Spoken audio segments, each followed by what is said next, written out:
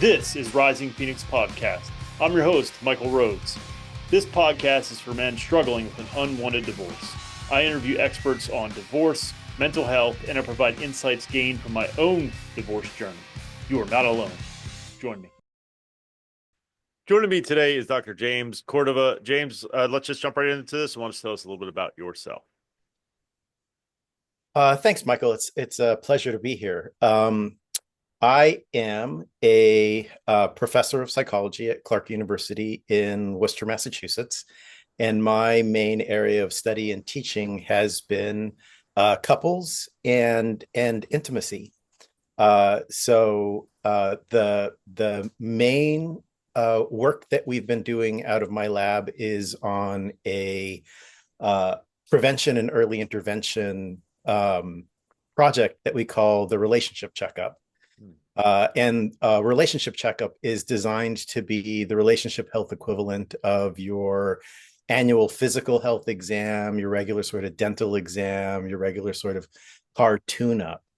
So the idea is to bring relationships, bring the science and the treatment of relationships sort of into the 21st century and make it more about sustaining and maintaining connection and intimacy rather than doing sort of emergency surgery, right? Once the relationship has been in trouble for a long time.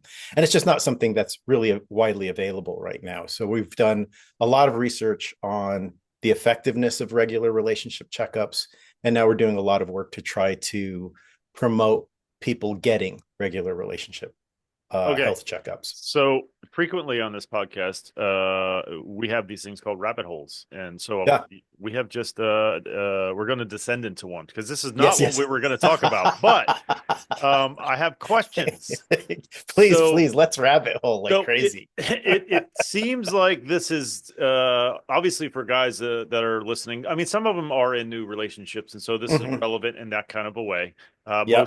I don't know the percentage. I can't even say most. I don't know. Some certainly are not. But so hopefully this will be helpful for them. But what popped in my head is this is clearly needed nowadays. It seems Mm. like, right?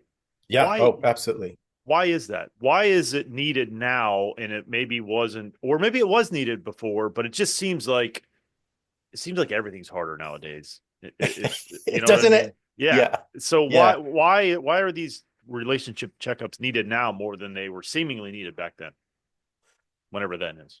Yeah, it's a good question. My sense is that they were probably always needed.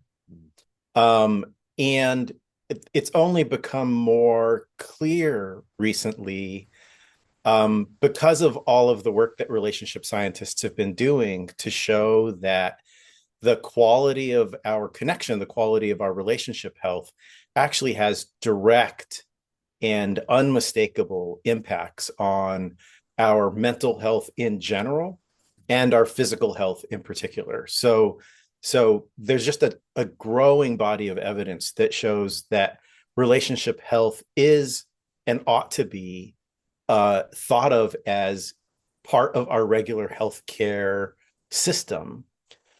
And the and right now, all that we really have available to us is what we call tertiary care, or essentially emergency room care, right? So we only have couple therapy as any kind of care for people to take some sort of action in relation to their relationship health. And people only go to tertiary care when they have been in pain for a significant amount of time. And so this is akin to, let's say the 1930s, when people only went to dentists when their tooth had been hurting for a long time.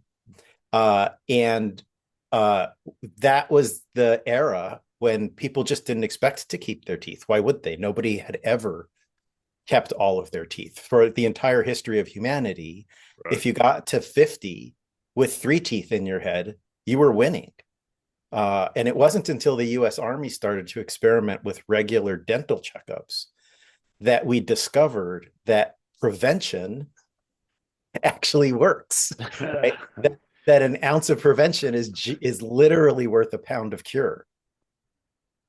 And so the work that I've been doing has been to just, by analogy, use that same rationale in the service of relationship healthcare.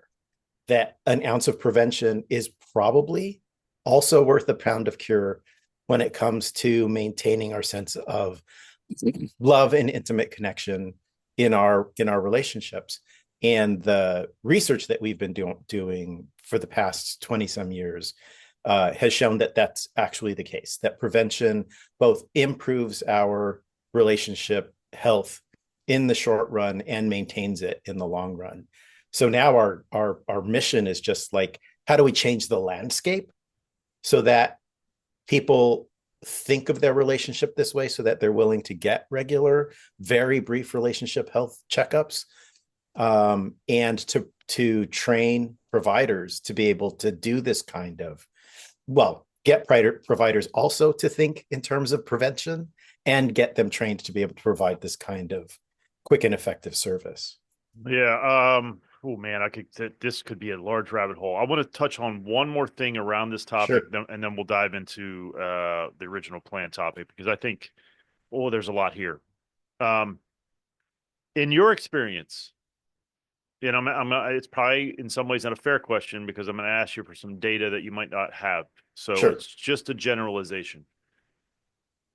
In your experience, when women are the ones that are like, I'm done, Mm. how much or how many of those scenarios have you seen it be able to be fixed, healed, repaired, whatever, and how many end up going their separate ways? The short answer, what we know from what we can sort of impute from the data that the field does have, is 50-50. Mm. So, and that's just based on the relatively small percentage of couples that will pursue couple therapy at that stage in their relationship. Mm. So of course, and you know this, right? Like, as couples start to look at divorce, um, not everybody goes to therapy at that point. Some Yeah, people just go straight to divorce, right? yeah, which true. which is reasonable. Yep. um and what we know from the research is that the majority of separations are initiated by the female partner. So once a couple gets into a good sort of empirically supported couple research, roughly 60% will improve by the end of that course of treatment. Another 20% will uh, uh, sort of revert back to their troubles within the next 20 years, or 20 years, the next 2 years. So on average, the way we sort of roughly read the outcome research is about 50% of couples who enter couple therapy will improve and stay improved. And the other 50% will either not improve or will improve and then relapse. Mm. And that's why we're so keen on pushing for preventative care. Yeah. Because if we're getting, like, let's say we were just getting a relationship checkup every 5 years, right? Then we have a significantly, we're significantly less likely to get to that point, Yeah. where our partners are saying, I've been trying to improve this relationship for the last 20 years and I give up. Yeah. So, all right. So I lied. One more question in this Sure. topic. Yeah. Um, how often do you recommend these checkups take place? These relationship checkups? The way that we've been doing the research has been annually. Okay. So just again, sort of by analogy, we're taking it from how often we get tune-ups for our cars, how often we get physical health checkups, and how often, by half, right, we get dental health checkups. So just this broad idea of regular checkups. Right. And it's a guess at this point. So that's what we've been working with. And my hunch is, for couples that are doing well, a checkup every couple of years is probably sufficient. For couples that are starting to struggle, maybe an annual checkup's not a terrible idea. And for couples that we discover during the checkup are really beginning to struggle, then we'd be able to do a more efficient job of referring them into still brief but longer term care. Gotcha. Okay, let's dive into the topic that we initially, the reason I initially reached out, Sure. which is a blog post that you wrote about essentially taking the blame in faults that occur in a relationship, and that's a tricky thing to navigate. And so we want to first let's talk about what is that. You call it eating the blame. Let's talk about what that is, and then let's try and put it in the context of a guy who's in many stages of a divorce process, but particularly in the beginning, I Sure. want to focus on. But let's first define it. What is eating the blame? So eating the blame is a topic that I talk about in my new book called The Mindful Path to Intimacy by Guilford Press. And the term comes out of an old story in Zen Buddhism. And so let me tell you the story first. So the story is that the head chef for the monastery was running a little late to make lunch. And so he was rushing when he went out into the garden to gather vegetables for the lunch meal. And unbeknownst to him, accidentally cut off the head of a snake while he was, cutting some vegetables out of the garden. And in his rush, the head of the snake made it into the stew for the afternoon meal.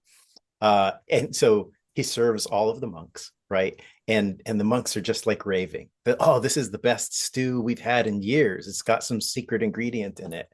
And the head chef is just very happily nodding along. And somewhere into the meal, the teacher, sort of the head of the monastery, in his chopsticks holds up a snake of a head, the snake's head in his chopsticks, and says, "What is this?" Right. And I suppose the background of this is that Zen monks are vegetarians. So having meat in the meal was an uh-oh, right? Yeah. And so the chef looks up and he sees the teacher, and this is a moment that could be like, oh no, right? Big mistake, right? And so he just stands up and he walks over and he takes the head of the snake from the head teacher and pops it in his mouth and eats it and says, "Yummy. Thank you, teacher." And just goes back and sits down. Right. And everybody just cracks up. Right. It's hilarious. Right. So this moment that could have been, quite dramatic, he just responds to with skill and grace and a sense of humor. Right. And so we call that like, oh, look, I'll be damned. The head of a snake didn't even mean to do that, but let me just eat it. Right. And so that's where we get this idea of eating the blame. So in terms of, I think for me, at a certain point, I was willing to eat the blame. I am willing to eat the blame for the failure of my marriage. That took a long time. That took a lot of work, took a lot of reflection, healing, therapy, all the things, all the things. Yeah. All of them. How do you balance eating the blame with feelings of shame? Because I think when you're initially going through it, you definitely feel, for me, and I think I speak for a lot of guys, you feel like you're the worst thing ever, because she's also, by the way, she's saying this too, right? Like it's all your fault. That's 100%. Not only was it not just the end of the marriage, like it was like global warming was my fucking fault, like all of it, right. like racism, like it's all everything. Yeah, like it that's was just, right. That's I right. was the devil. You were killing the polar bears. Yeah, oh, no, for sure. Yeah, clubbing baby seals, the whole thing, right?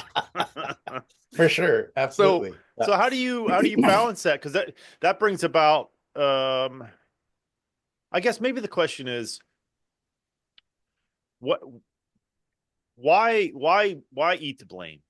Maybe that's the first question, I think. Why eat the blame? And then when do you know that you are strong enough to eat it? Yeah, it's such a good question.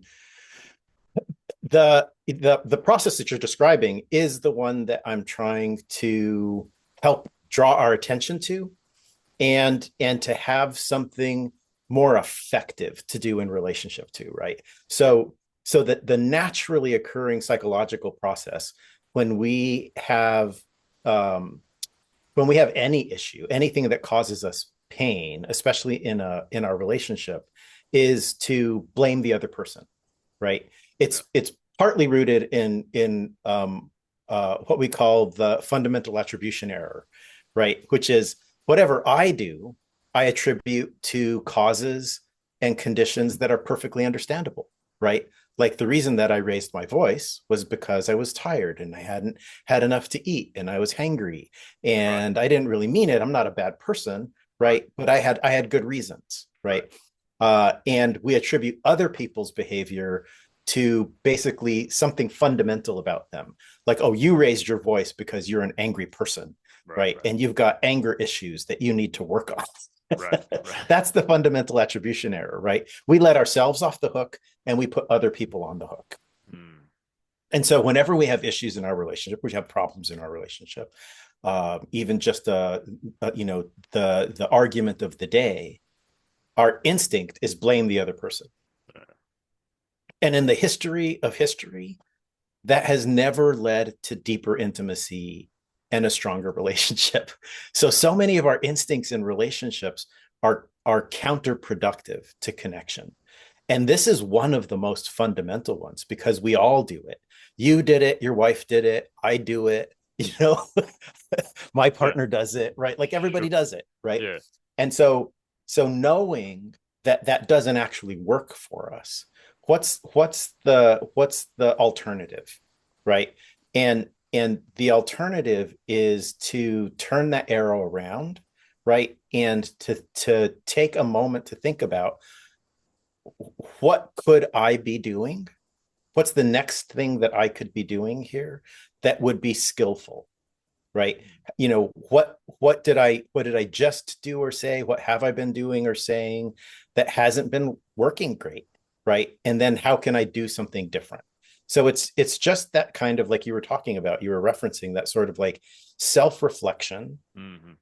and in the service of this ongoing project of becoming ever more skillful in our lives, you know, more skillful at fixing things, more skillful at keeping things working, more skillful at our jobs, more skillful at our hobbies, more skillful at our relationships. The thing about blaming others, right, is that it absolves us of responsibility, Yeah. right? Which is what it's for. Yeah. But what that ultimately means is that it absolves us of our ability to respond. You put the blame on somebody else, and then I don't have to do anything. I get to just sit back and wait for you to be better. Why do we do this? Why do we do this as humans? Do we know, do we understand the mechanism? Is it just because we're sort of all, as David Foster Wallace said, like we're all sort of egotistical, like like we all think Sort of that, normative humans, yeah, narcissism. Yeah, yeah. yeah, right, like we all think the world revolves directly around us. I don't give a fuck what anyone says. Right, We all right, think that to right, some degree, right. right? Yeah, yeah. So is that why? Is that part of the mechanism as to why we can't often look at ourselves in the mirror? From my perspective, and a lot of what I study uh, is intimacy, intimate connection between partners, and intimacy is rooted in vulnerability, Hmm. and vulnerability is vulnerability for a reason, right? Like the places where we feel vulnerable, we earned through our lives, right? And and something upsetting happens between us and our partner, and it is intensely vulnerable to be able to admit even to ourselves, like, oh, that there was something that I did that contributed to that. And so we protect ourselves from that vulnerability There we go. by pushing it onto somebody else. It's not me, it's you. Is just a really like knee-jerk reaction to not wanting to feel vulnerable.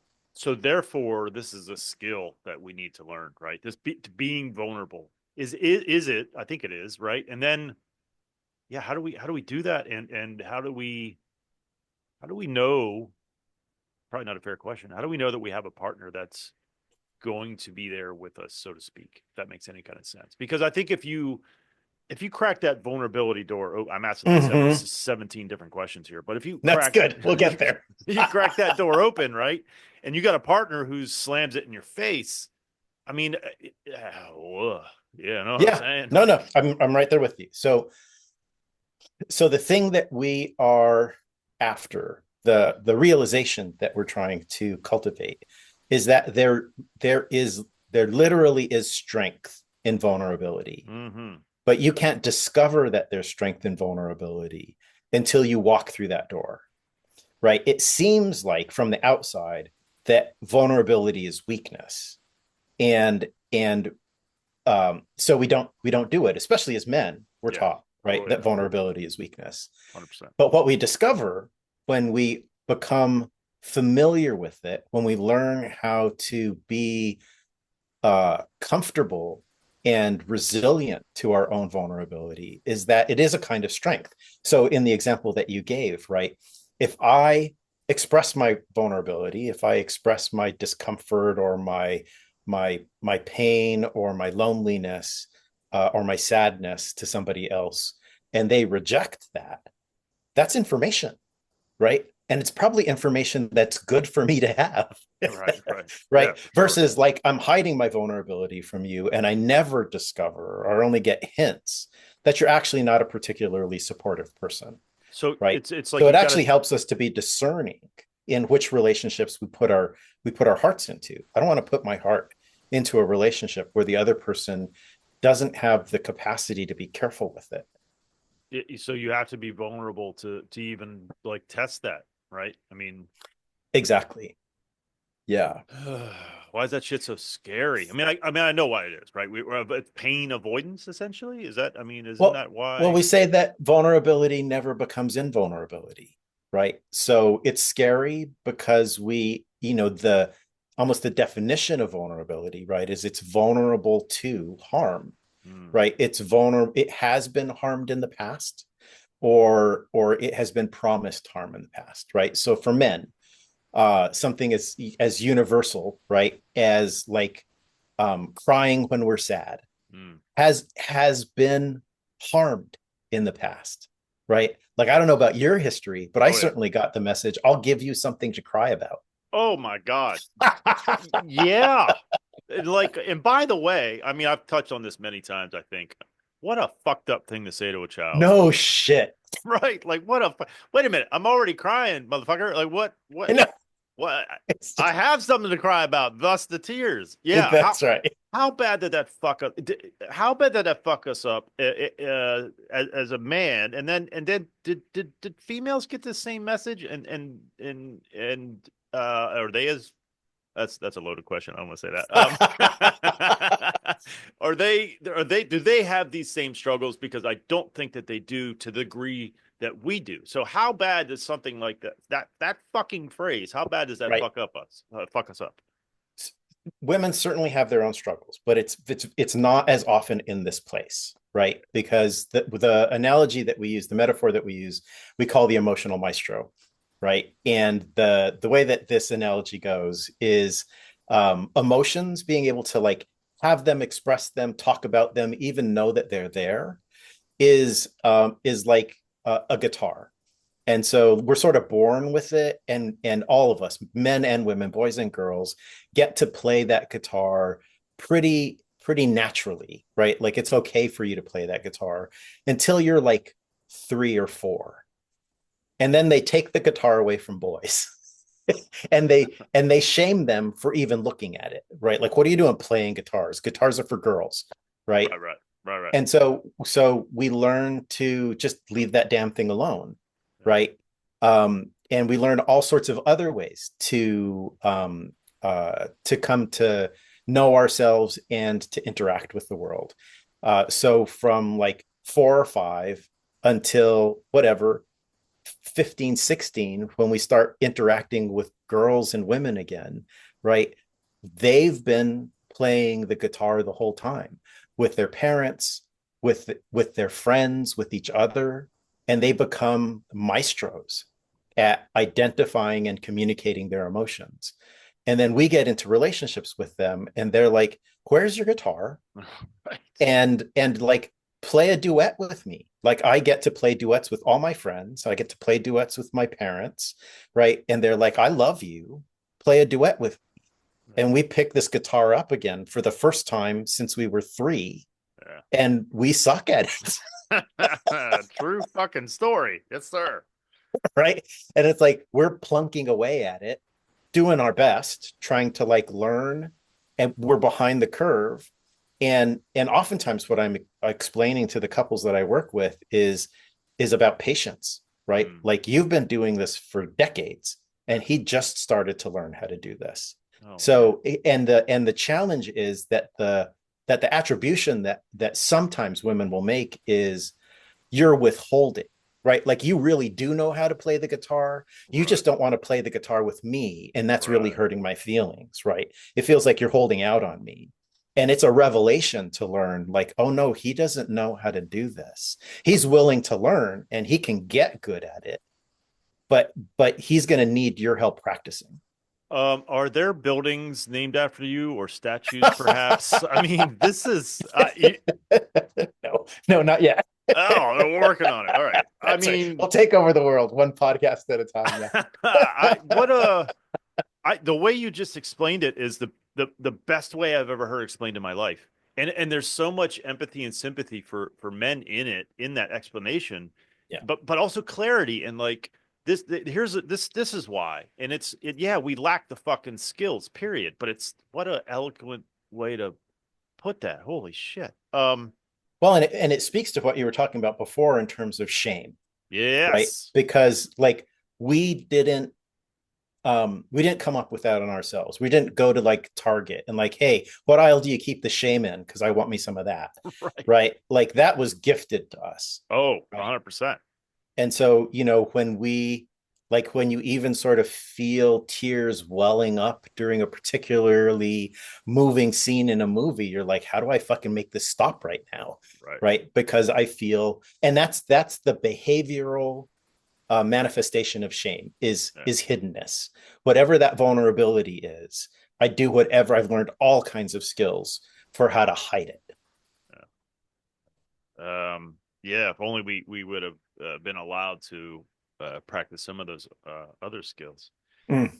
So in that line, then, so when you first go through a divorce in the beginning process, you are being blamed, and it is bringing up shame it's already Mm-hmm. there because you don't know how to do a lot of this shit, and you're confused, and so you take all the blame, or you feel like, I mean, you're giving it and you're sort of taking it. And how do you get to a point where you're able to, what are the what is the process you would recommend for someone to be able to take that blame in a healthy way? Like at what point, or yeah, what do you have to do to be able to look at it in a way that can lead to taking the responsibility but not all of it, like, or you know what I'm saying, like Yeah.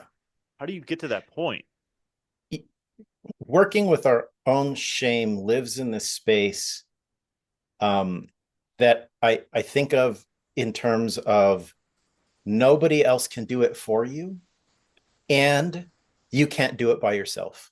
Mm-hmm. This is dark and unknown territory for us when we first enter into it, Yeah.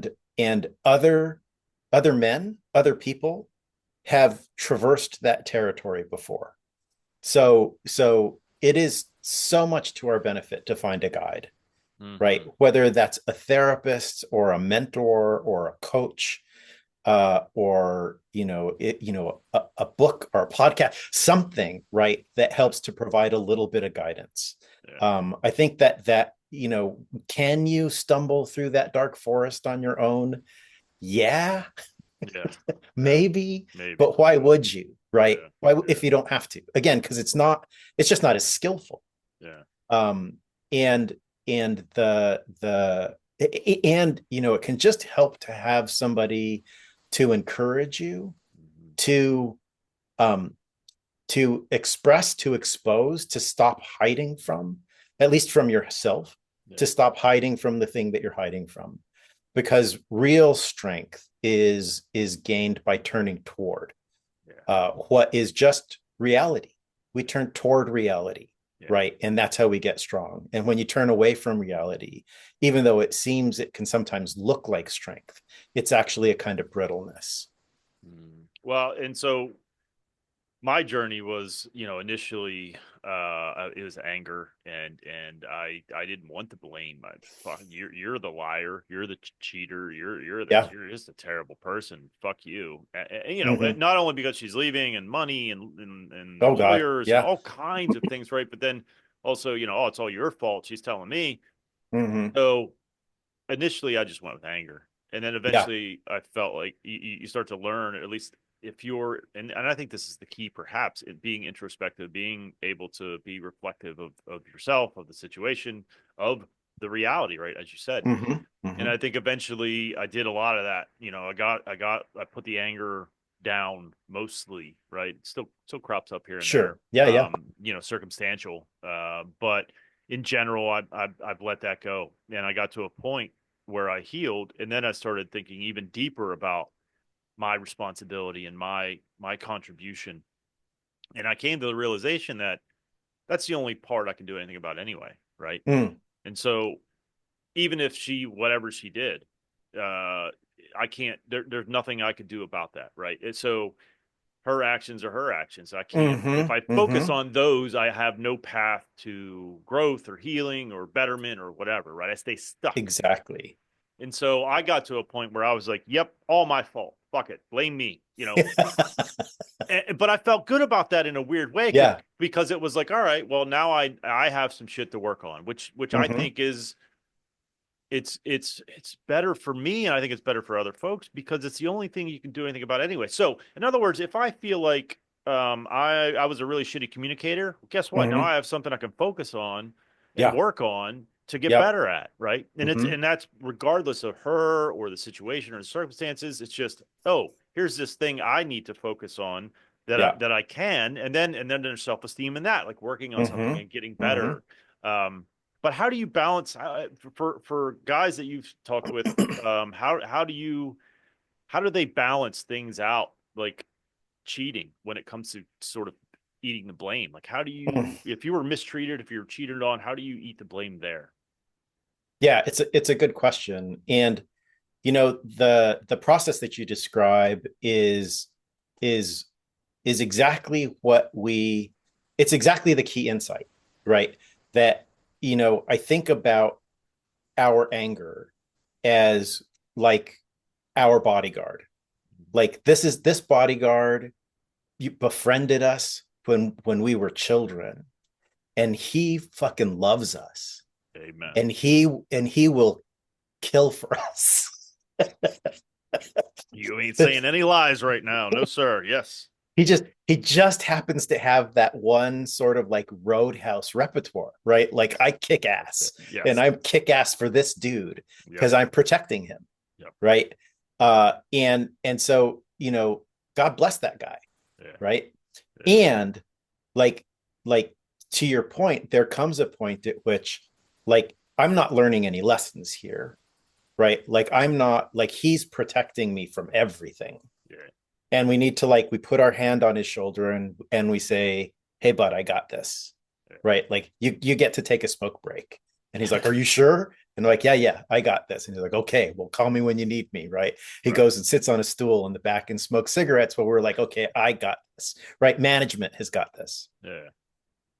And that's when we start to do what you're talking about, right? Like, okay, what is let me spread all this detritus out across the table and figure out what I can learn from this, because I am going to learn from what I can learn from this. I'm going to become more skillful.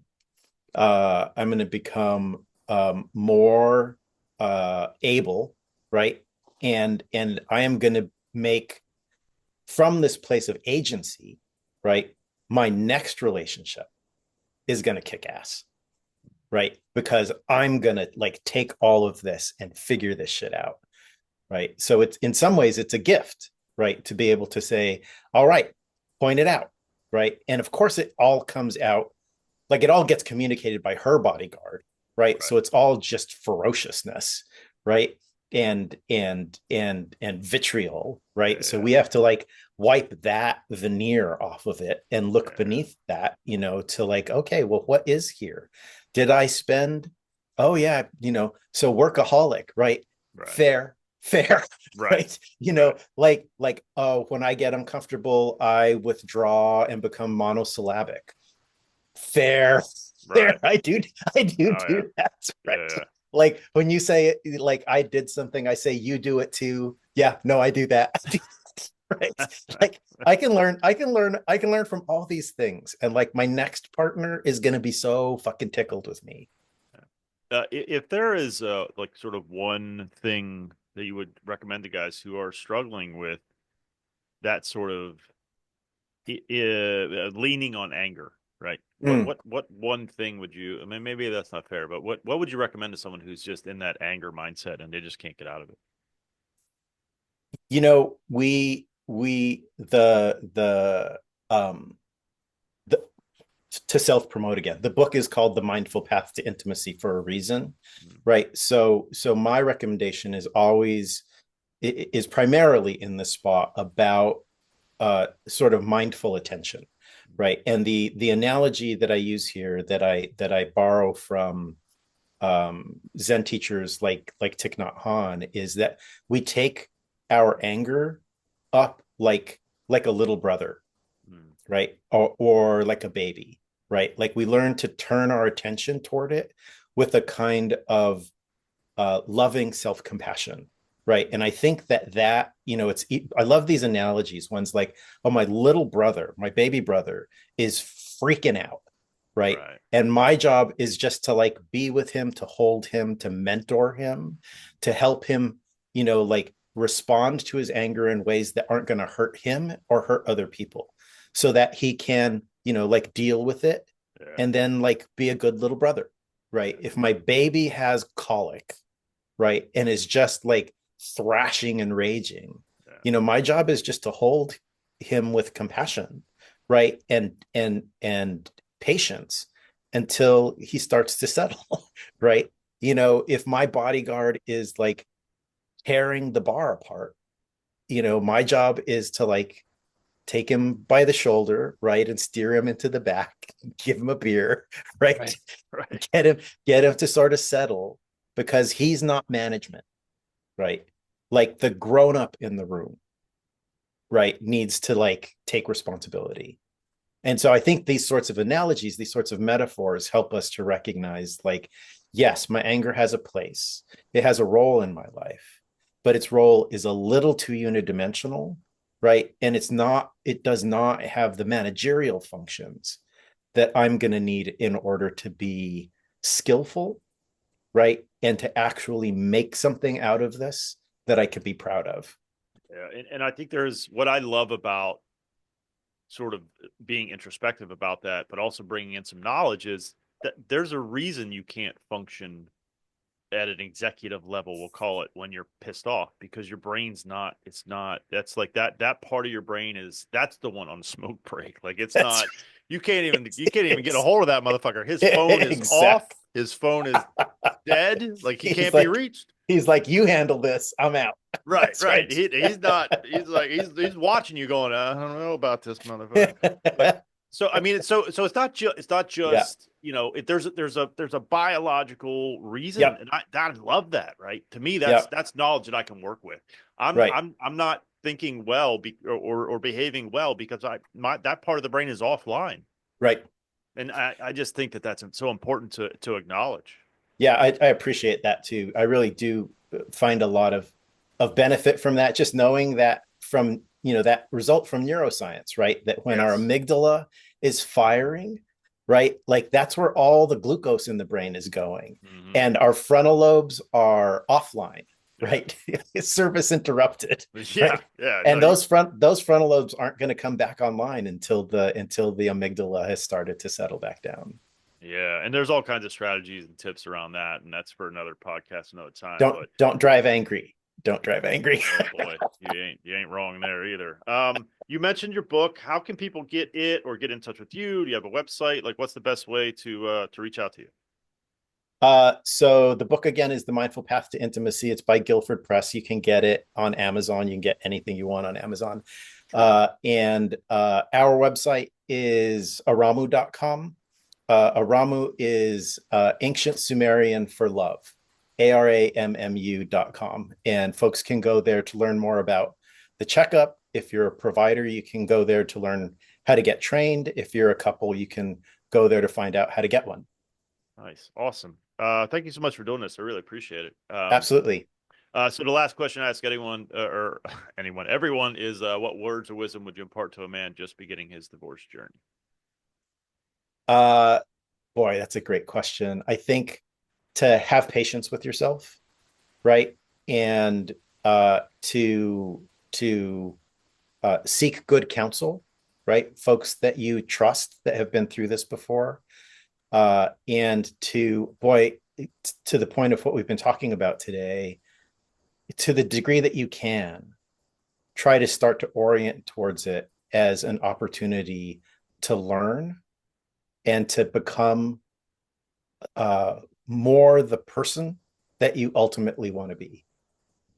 And excellent words of wisdom. Dr. James, thanks so much for doing this. I really appreciate it. Absolutely, Michael. It's been a pleasure. Thank you so much for watching and or listening.